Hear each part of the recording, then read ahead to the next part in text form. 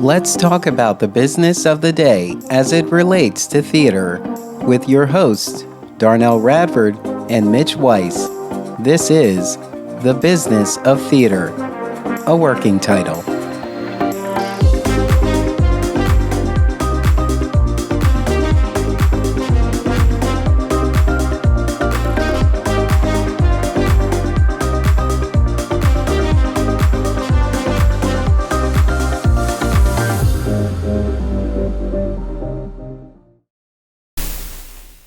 Hey, Mitch, I know we're looking for a working title, but we cannot name the podcast The Business of Theater.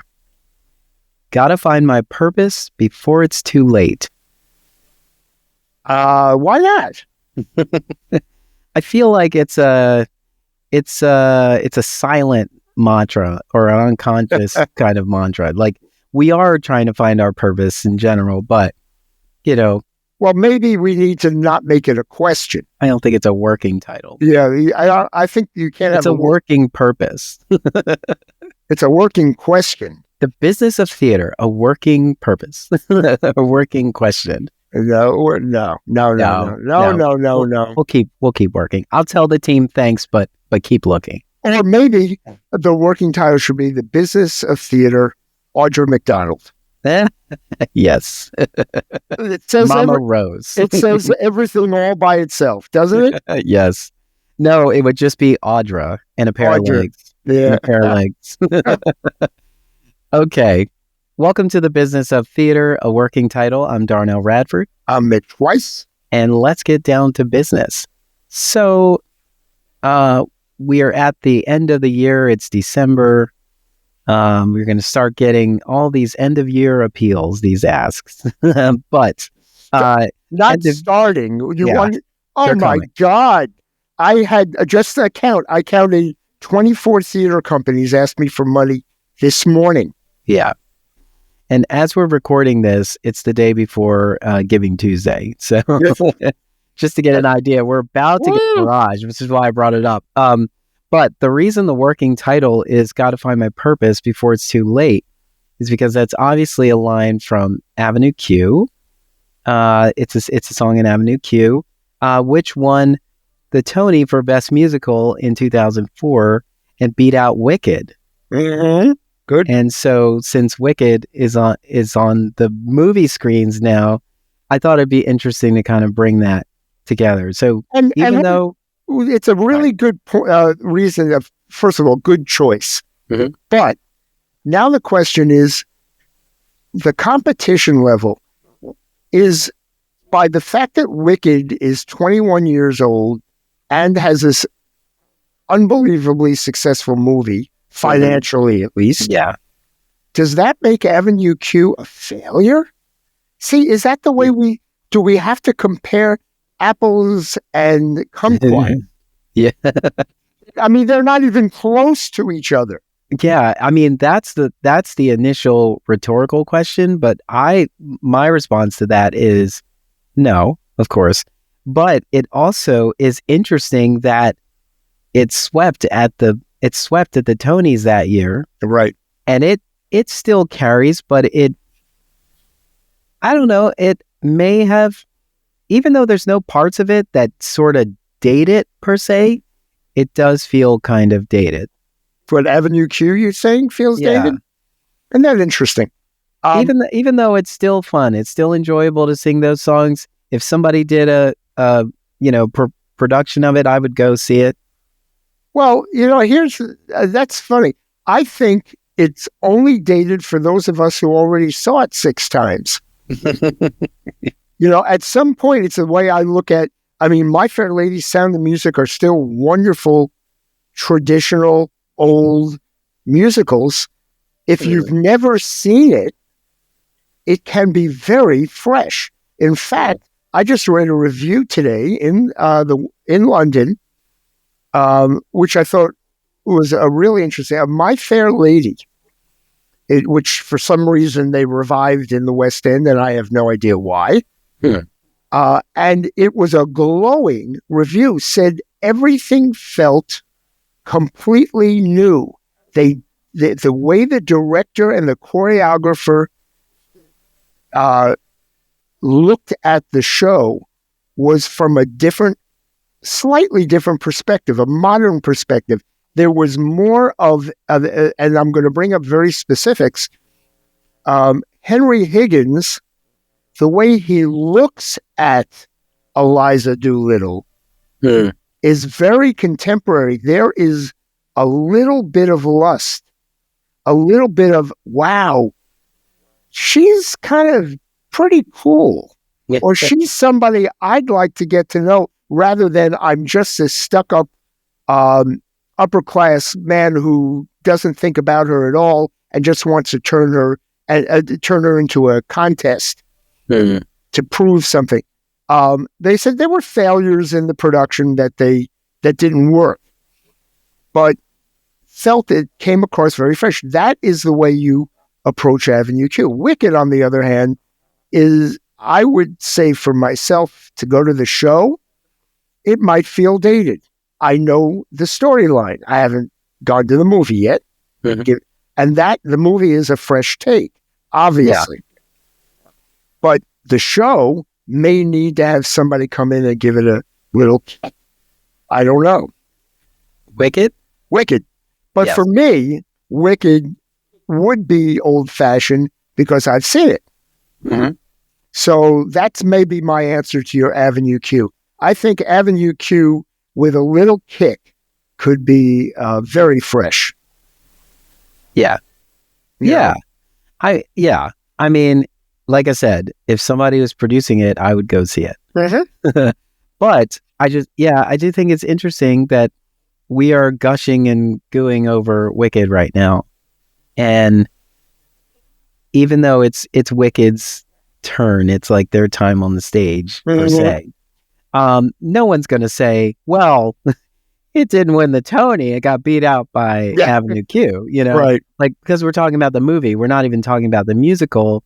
And even though the musical is wildly successful, and it doesn't mean that the Tony Award winner was the best, or the ones who didn't win were losers. It just means there were so many great choices, and there were elements of Avenue Q that were just so fresh and new that just rose to the top. And same story with the year that Lion King beat Ragtime. Yeah. Because apples and kumquats. Everyone's going, but Ragtime will totally change your life every time you see a production of it. Lion King is a spectacular production. They're two different things. They both deserve the Tony Award. And only one got it, Lion King. Yeah. But it does not make Ragtime any less spectacular. No, and I think if anything, it actually maybe encourages or prompts those productions to find other ways to reach their audience. Like, you can't rest on the Tony Award. Like, I would ask you, what, in your opinion, does the Tony Award do primarily for a commercial musical or play on Broadway? It closes most of them. No, sincerely. Yeah. That's what it does. It basically says, we're done. If you haven't been able to find your gigantic audience by yourself and you don't win the Tony, you're dead in the water. And that's why 8 out of 10 Broadway shows never make their money back. It's not because they're not worth seeing. Yeah. But there are reasons audiences will go, and winning the Tony Award as Best Play or Best Musical give people who are not in the industry a little bit of another reason to make one choice over the other. Yeah. Which kind of leads us to, why do people go to certain shows at all? Yeah. What draws them in? We do know, and that's one of the things that's going to happen in 2025, when producers get desperate, they hire stars, television and film stars. Because people will say, I don't know any of the shows on Broadway. I'm in town in New York for 5 days. I guess I'm going to go see the one with Denzel Washington, or I guess I'm going to see the one, with whoever. Or so-and-so's in it for 2 weeks now, Right. Yeah. So we know that that's a reason to go. But, and you and I were talking about this the other day, there have been surveys, and surveys need to be taken with a grain of salt, just like political polls need to be taken with a grain of salt. But a celebrity in the leading role or in the play is only the number 3 choice of why people go to a show. Certainly a musical. I find that interesting. I would have thought it would have been higher. I think it's also interesting when you take the tourist in mind. If some people want to plan everything to a T, and everyone's annoyed by that. But others are like, you know what? The plan was to get here, and we're here. So let's stumble upon things. Let's experience. And when you're waiting in that line, if you're waiting for TKTS, or maybe you're savvy and you have other avenues to get tickets, but the tourist is trying to do as much as they can before they leave. Mm-hmm. And so that's why they end up gravitating towards the most notable thing. It's unconscious in them to say, if I tell somebody about my trip to New York, it's this show, I'm going to have to, this show, I will have to have seen this. Or if I find some obscure show, I'm going to have to go out of my way to explain why it was good. Well, it's just easier for them. And, young adults, it's unreal what young adults are doing for the likes. Yeah, isn't it? Everybody's here, and that's why we got to be here, Oh, the one hand, I understand the promotion. In my mind, I promote every show that I see because I'm trying to draw people to the show. I'm not on a bandwagon of other people posting about the show. But I'm on the inside. I'm press, and I'm also an art administrator. Originally, and I know it hasn't played out that way, originally the idea of an opening night and reviews of a show was to inform the public about what they may or may not be going to see, so they can make I don't want to use the word educated, but an educated guess about what they are about to buy a ticket to. Yeah. And that was, I think, the original purpose. Of course, then when you become so narcissistic as a writer that you're saying, well, the truth is people should just be reading it because I'm writing it, and my opinion is so well explained, and I have such a command of the literary world that this is now about me putting together excellent, critical essays instead of helping us buy tickets to a show. But the number one way that people decide, not in the survey, but is word of mouth. That once, as you said, and that's where influencers come in and social media comes in. If there are enough people going home to Indiana saying, I just saw the most spectacular show, that spreads like wildfire. Yeah. And if it's sincere, which is what you're hoping for, then the show has less trouble becoming a hit. Wicked didn't need the Tony Awards because word of mouth was, this is really entertaining. It's best form of advertising. Yep. But by the way, in the industry, and they don't do it now, which is a real shame. But in the industry, previews used to be the time where they would say, if you work on Broadway or off Broadway or regionally, we want you free of charge to come see our show the first 3 days of its run. Because you're going to tell your aunt and uncle, I just saw this show, and as somebody who's on the inside of the theater industry, I'm telling you, this is the show to see. And that's what you're hoping for. Well, the problem is now there are influencers that have nothing to do with the industry. So they can't invite them all.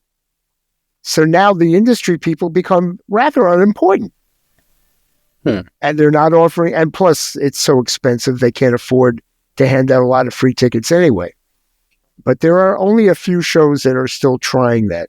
I miss those days. I'll be honest with you. I went to the open dress rehearsal of Hairspray, and it was a full house of only people who were chorus dancers and managers and anybody who could make it in the afternoon or, when they could get out of work, and it was free of charge.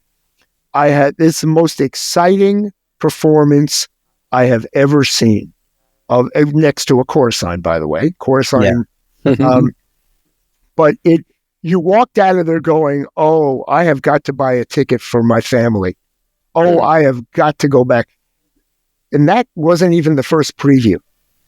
Wow. It was just so much. I can't believe this is it. We were laughing. We were crying. We were standing up and cheering. And, of course, these are people on stage, but it didn't matter. It was just so exciting to see something fresh. And that's what you hope in every show, don't we? Mm-hmm. We do. Except, do we get it? No. People may actually be taking away this energy, but everybody is not so willing, or it's not a standard to share your thoughts, like with us, the company. Like, we were just thinking today about our survey. Like, we offer a survey, with every program, just so people encourage people to share their thoughts about things like how they heard about us, like what is the best way for them to get communication about us, what we're doing and whatnot. And we were just thinking, like, I don't know if this is actually the information we need. We're just asking that, and that's good for us to say we did the right thing, but it's sort of an afterthought. Once we tally the surveys, that, okay, so this show, and it's really just, if we look at that survey, we see that, it's this media outlet is what they use, and we didn't use that. Right. Now we're gonna blame it on that. Attendance might have been low because we didn't advertise there, which is where most people. A very funny story, if I may interject, from the old days when the New York Times had an arts and leisure section that came out every Sunday and was the most influential reason for tourists to go to a show. Old days, but and let's be clear, a full page. I was working on a show that shall remain nameless. The show was doing very well and actually won a Tony Award. And one of the actors backstage came to me as the manager and said, I've noticed that there were more than a dozen empty seats in the orchestra. Maybe may I make a suggestion that we take out like a full page ad in the Sunday Times and let's fill up those seats.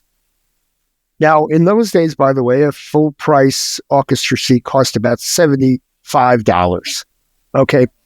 The cost of one full page New York Times ad on a Sunday, just once, not multiple weeks, one time, was $125,000.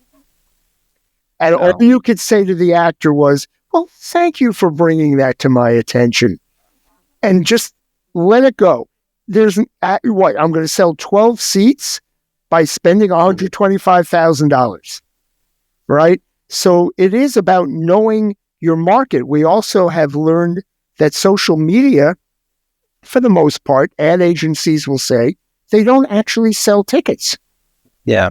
They brand the show. They let people know the show exists, but people do not actually buy tickets off of social media.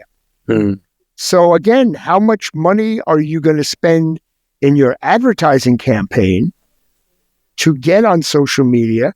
Why are you doing it? Do you have the kind of show that will benefit from that audience? It's all good questions, but I haven't met the ad agency that has the answers to that. We're all just chatting with each other and going back and forth saying, well, why don't we try this? It's a guess. It used to be not a guess. And that's all we've ever been doing, really. If you were on our mailing list, we were just chatting with you. Mm-hmm. And now we're on social media, so we don't have to chat as much. It's just, let's just drop an image and let them figure it out, Yeah. There is supplemental information that goes along with it, but, not as much as we put in an e-blast, and I also think that maybe the fear of meeting people, sorry, it's been a long day, meeting people where they are. Are we keeping you awake, Darnell?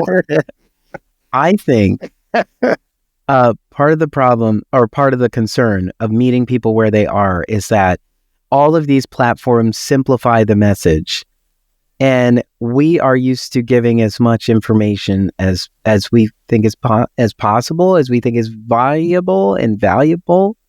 And so I don't know if I can get my point across in 280. I don't even know what X allows now. We're not there anymore. But like in a limited amount of space, Instagram doesn't let you put any links in, so you can't. So you're really just having a conversation.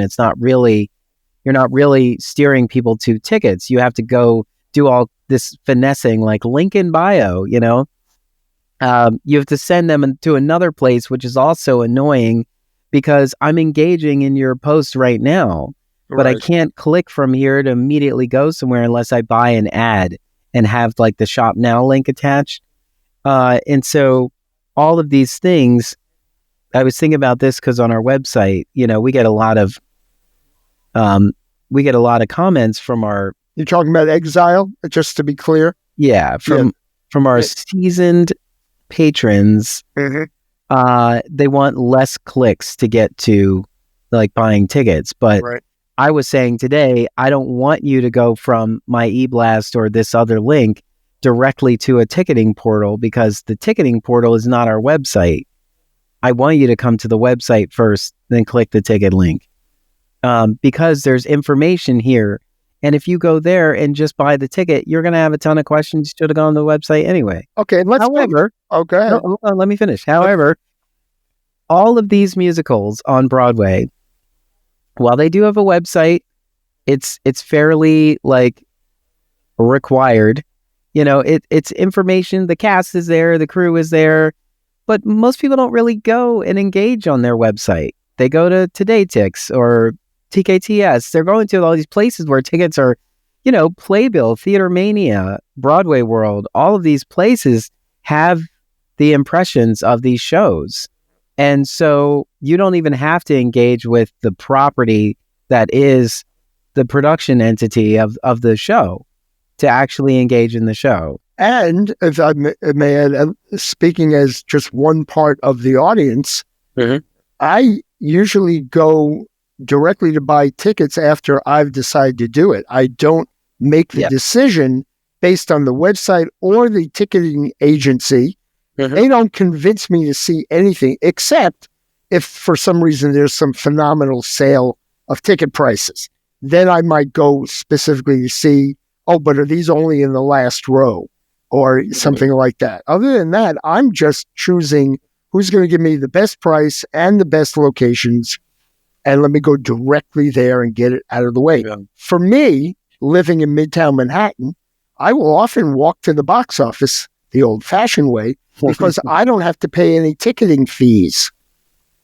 Yeah. I can save $12 to $16 on my tickets by going to the box office. And I can talk to them and say, well, but if I go Friday night, can you get me a better location on the aisle? And he can tell me right in front of me without me figuring out, you know what, I've hidden these other tickets away that we're not putting on TodayTix. Yeah. But if you want to switch dates, I know I have good seats on this other night. And that's the advice you get. You can't get that online. So I'm still lucky that I can do that. In fact, there are tickets for Christmas week, which is usually hell in the theater to buy tickets, that I am later this week going to walk to a box office and say, tell me what you can do. Instead, and online I like, don't get me wrong. It's nice and easy. But in a case like that, I need some help. This is also arguing the case for accessible local theater. Because the ability to walk right up and talk to somebody, maybe even recognize them, and they will help you out, give you that personal touch. It's not likely, Lantern Theater Company, for example, is a very successful theater company, but if you walk up to their box office, they're not going to have a line wrapped around the building. That's right. You're going to be able to get, personal attention. You might even see, some of the staff walking by and you're like, oh my God, is that the artistic director? There's just a lot of benefits to being able to do that if you can. But it's also tricky because like Broadway is catering to tourists, even though all of New York is welcome and, they would love to have them. It's those tourists who are coming in and have a limited time. They need special requirements because they can't get in there and then, I totally forgot this thing and we haven't eaten yet. And so we needed this, or someone has special needs and all that. It has to be planned ahead of time. And so it creates that anxiety, but it also creates the element of, okay, we have to solve for that particular that they need by adding fees. It's like we want to be as accessible to you as possible, but we can't do it gratis. So the ticketing agent, the ticketing entity has all these extra fees attached to it because all that stuff has to be done in advance. Because in the quote unquote old days before the internet, it was built into the price of the ticket. And if we could, instead of having extra fees, just say, okay, the tickets are actually $100, not $82. Yeah. And just not have any fees. That's what a box office used to be. They're union box office people. They get paid. It's built into the cost of putting the show on. All of a sudden, there are all of these ticketing agencies that are not directly related to the show. And they have to build in their own costs on top of what the show is charging. And that has created a whole new industry. It's, we used to have ticket agents with physical locations on Broadway before the internet. And you could walk up, just like you can see a souvenir shop every block in New York City. There were ticket agencies, and they were in hotels. They still, some of the nicer hotels catering to tourists still have them. They have a concierge who can buy you really good seats to a show last minute. Of course, they're paying through the nose for someone to be handed some bribe at the box office for holding those tickets back instead of selling it to somebody online who's at the box office. Yeah. And all of that's built into the finances of Broadway. And some of it makes sense, except for the fact that, as just recently announced going into 2025, a show that used to cost $20 million, which is still outrageous in my head, now is costing $34 million. We're not even close. It's not Death Becomes Her? I'm sorry? Is that Death Becomes Her? No, Death isn't 34. I think Death is over 30, though. Oh, okay. But there are other shows coming in that the highest has been announced at 34 that I'm aware of. Huh. But that's not even close to what inflation has done. So we don't even know we do know what it is. It is because it's a tourist industry and everyone is competing for the most bang on stage. And those things cost a fortune. every time you add another computer running another piece of scenery, it's not the stagehands who are costing us the money, except for the fact that you may need an extra 12 stagehands because you have this amazing thing happen on your stage and you need all these people to make it happen. So it's part of the design. It's part of what the producer has decided to build into their show to compete. My argument, as you know, Darnell, has always been, well, if you don't start with a good script, who cares what you're adding on stage? Now we'll dress it up with this technology package I just paid That's for. it. So now instead of losing $20 million with a good script, but not phenomenal stagecraft, you're losing $34 million with a mediocre script, but a lot of stagecraft. I don't know how we fix that problem because every show is its own entity. Like they don't talk to each other, right?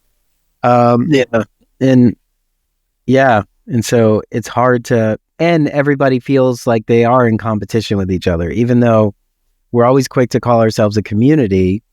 We don't want to share. How are you successful? Yeah.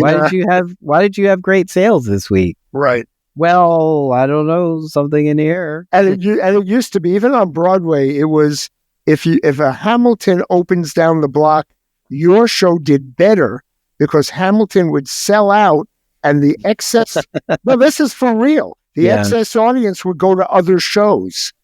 And so everyone was happy when you had a Chorus Line or Cats or Phantom of the Opera. It made the entire Broadway district do better. That isn't happening right now. And again, who's analyzing this? There isn't an organization doing the work. No. But then now let's go back to regional theater, smaller theaters. They're also not doing the work, are they? They are right now just deciding who has enough money to stay afloat.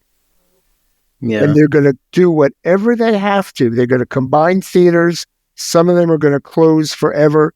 It's like there isn't enough money or enough people willing to spend locally that want to go see whatever the shows are that are in that theater. And that brings us back to, why do people go to theater?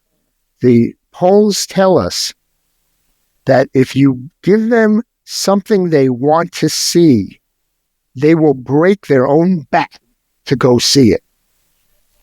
So what are these smaller theaters around the country, or in New York City even, how are they just guessing? They say, oh, I'm the artistic director. I kind of like the fact that there are only 3 actors in it, and it's about slavery. Okay, I'm going to put the show on.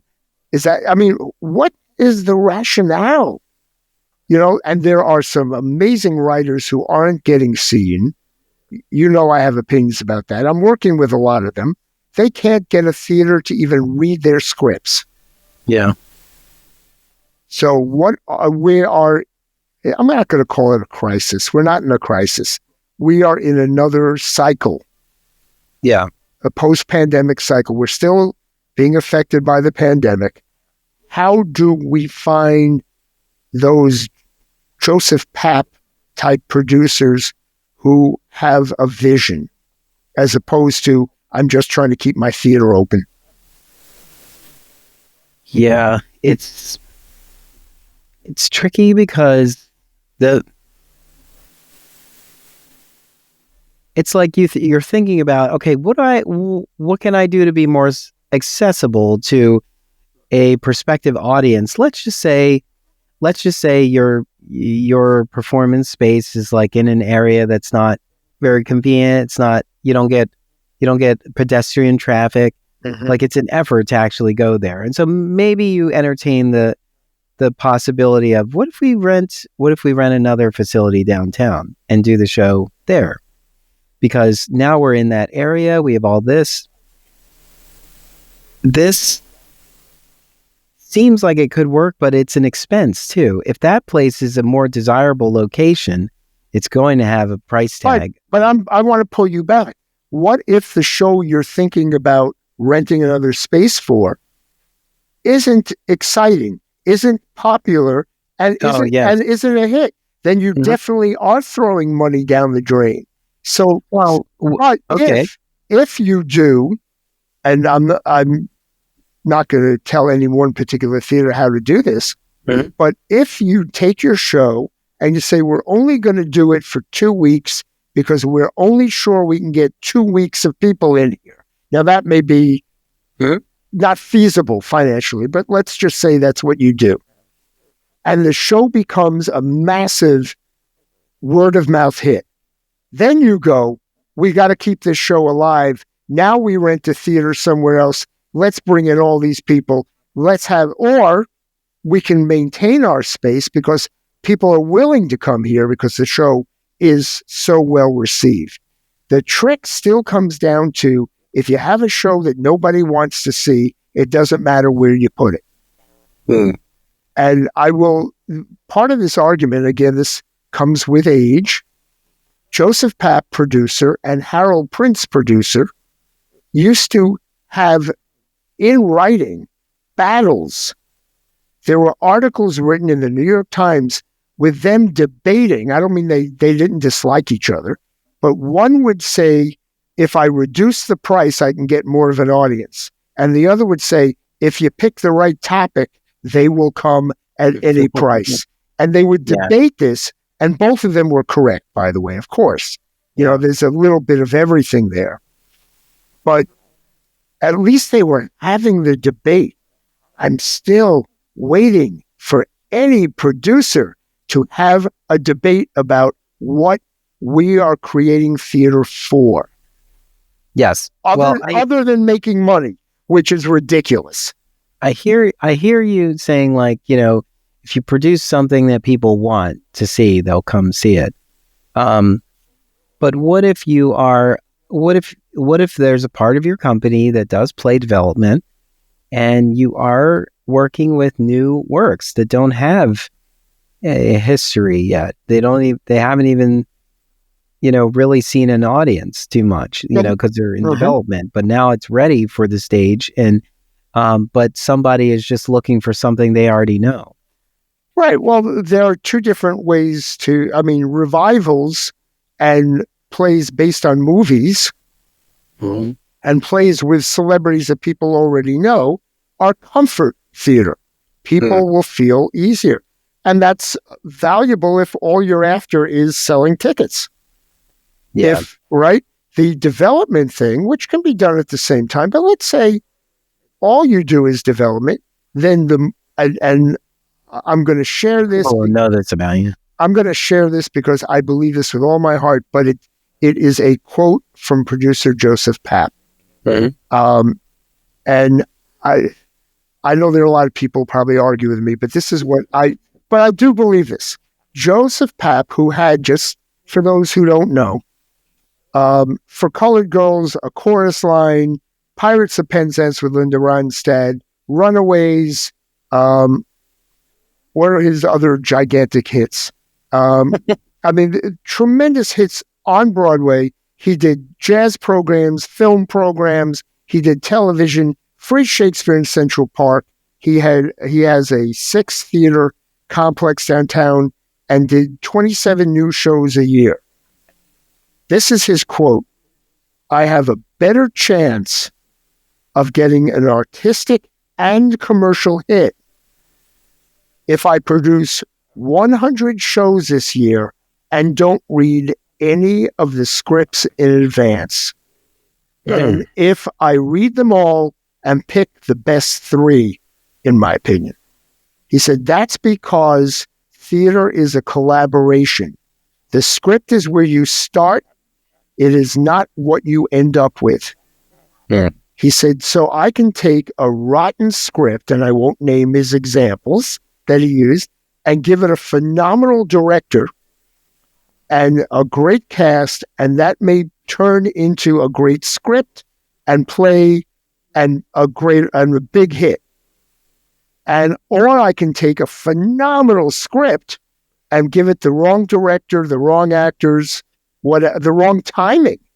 You open it at the wrong time of year, and it will bomb. He said, so that was his theory. And I believe that it is such a crapshoot that if your artistic director and your managing director and your production supervisor and anybody else you got there says, I read this script, I like it. You go, okay, let's put a team together and spend as little money as we can on production and keep developing it and trying it until we, as a group, figure, you know what? Nobody is getting this. Nobody is telling us in our small little audiences of, one performance that it's something anybody needs to see. So now let's drop it. So on the other hand, you say, hey, this is getting a great reaction. Let's keep developing it and eventually put it on our slate, our season. Tell people, some people have already seen this. Listen, they thought it was phenomenal. And that's how you create great theater. The example is Joseph Papp, who had the New York Shakespeare Festival working from the 50s right through when he died in the 90s. Right?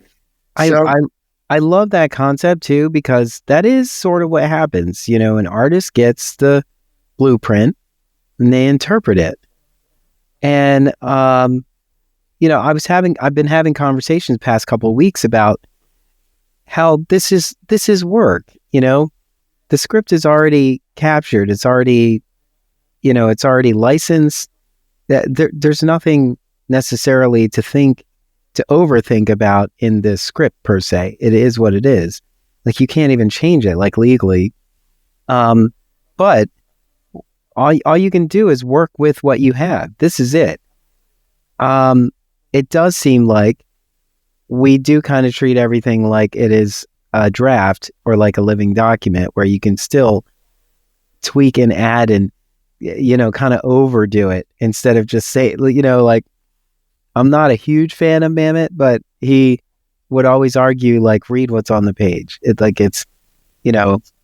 Yeah, I get it's there. But I do think about, I love that idea of, like, if you had 100 plays, right, you read them all, just pick 3. And then, like, regional theaters, nonprofit theaters, they tend to find a through line in their season. They try to find what is the theme of the season, so that everybody has an idea of, like, why these shows are being presented together, because they are all saying something about something. But also, there are companies that don't really put any effort into explaining why they chose their season. They'll often say, hey, we're so excited. Our next season is shaping up, and we're happy to announce we've got 3 of the 5 shows. And they just tell you the shows. They don't tell you, like, why. I've seen that more with musicals. Like, the musical doesn't need an explanation. It's just like, we're doing Dreamgirls. Right? Well, by the way, and that a survey that we were talking about earlier, the number one reason that the survey says that people go to a musical and they choose it over a different musical is they like the music and they know it already. Mm-hmm. Yep. So if you can get a show, that's why, forgive me, Annie, the song Tomorrow will get anybody to go see that show. Right. Even though I'm not a giant fan of it, and people will argue with me, but to me, it's just not a well-written show, and yet it is a well-written show. I don't want to get into that debate. Yes. But it is because kids know the song Tomorrow. Mm-hmm. And so people will choose to see it, even if Hamilton's a better show. And they know Jay-Z's Hard Knock Life. That's right. Well, let's go see Annie. I think Jay-Z's in it. Yeah. Well, that's the new generation. That's what gave them. They're going to be like, is he going to play it at the end like they do in movies? Like, yeah, it is interesting. All of this says we can't predict what people want. But this concept of just picking 3 out of the 100 kind of at random if you were to do that? Yeah, see, but I'm arguing the other. What you do is it costs next to nothing to do 20 developmental readings or workshops, even little workshops. And out of that, say the one that we've noticed gets the best response are these 3 or this one. And that's the one we're going to move into our season. And because we can tell people, the people who've already seen it are telling us this. Yeah. Now, it may take years to get the shows there, which is why this concept doesn't work for everybody, especially if they need to sell tickets. Oh, that's what I was going to ask. So what if a theater company took a whole fiscal year and just, it was a development year. Right. So it was all about presenting works in development. They get maybe a week or two, they get some time, and then it's presented for like a weekend or something. Then they move on. They just keep going, and they get feedback from all those shows. And while they're getting the feedback of all those shows, they're deciding whether to develop this further or not. Right. But the answer to that is because, of course, everything that is the obstacle for every idea we have is money. So here's the concept that, and it's only one of the concepts, but one of them is you're taking the whole year off. Your board, your nonprofit with a board of directors, if they are behind it, and you say, well, normally we need $500,000 to put on our little season over the year in which we do 3 full productions and we're empty the rest of the time. Or I can ask you for $100,000 guaranteed by the board and donations, right? That we're going to raise 1/5 of it. And we're going to put on 20 shows and develop them and put them through a series of readings through the whole year and invite our audience free of charge or for $5 or whatever you decide. And we're going to build the audience that way. And the next year, we will have said, we chose 2 shows out of this group because they were really good. And the rest, we may have to take pre-existing revivals. Yeah. Yeah. It's a concept. You don't need as much money. You do have a board. That's what they're there for. And they'd have to be in agreement with this concept. But everything is doable once you have an artistic reason to do it. I like the idea. I mean, I like the concept of saying, like, if this was your model as a company, you say, we take 1 year and it is all play development. We put all the effort into bringing these pieces and element, a few stages further.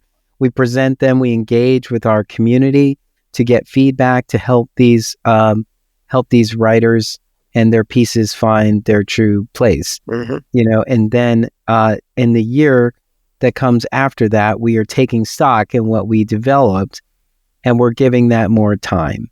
It also gives you time to gain more, to grow more support for various works that rise to the top in there. Because now you're saying like, oh, so we started in September with this one. That was such a hit. We immediately went in the room with that team and, started working on, the pieces that needed work. Because you can also decide, let's say if your 3rd month, you say, oh, we got something here. This one piece is it. No one says you have to wait a year to do it. You can just say, we're adjusting our budget.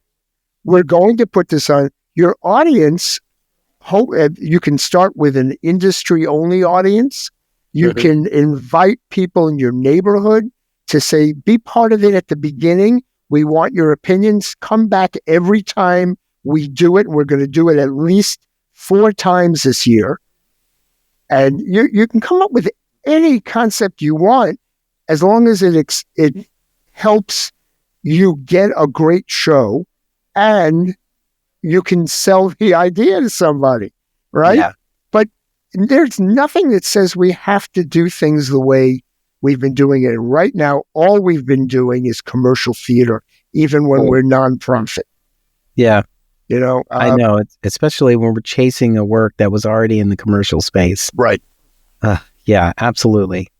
So anybody listening, if that idea makes sense, I'd love to see it come to fruition. I'd love to see a season that's all of development, and then the season beyond that is a continuation of this season of development, where these pieces take another step further. And if you want to help someone who's already trying it, not quite the way I explained it, we have a team called The Farm We Grow Theater.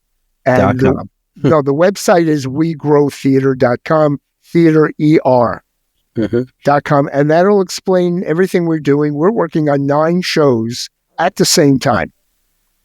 And they've been developed over a period, some of them as much as 4 years, some of them only 1 year. But please check it out. If you want to be invited to readings and you're in New York, we are a New York company, let us know. It's on the website. But I'd love it if there were actually an existing regional theater that wanted to work with us. We haven't been able to find anybody who's interested. There's a lot for every organization to focus on. I understand that. This is always why I think it makes more sense to say we need more arts organizations. Mm-hmm. The ones we have are just overextended. They don't have time to actually foster new work, which is what they are supposed to be in business to do. It doesn't make sense to just glom on to something that is already a success. Right. We should be coming to you for interesting, new, compelling work.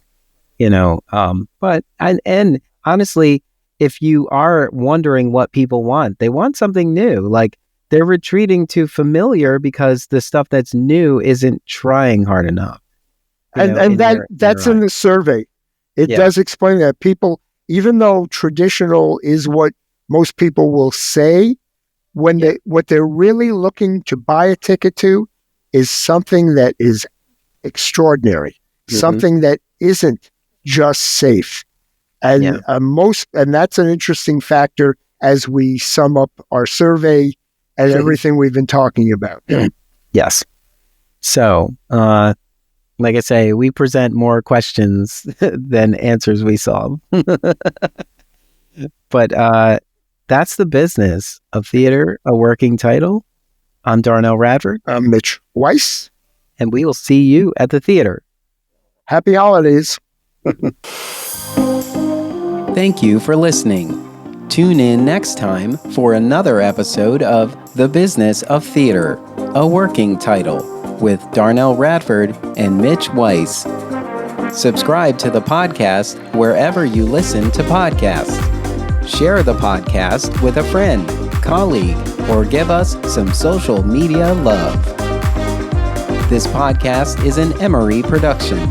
Visit us online at em3ry.com/TBOT. Follow us on Facebook, Twitter, and Instagram at em3ryotm.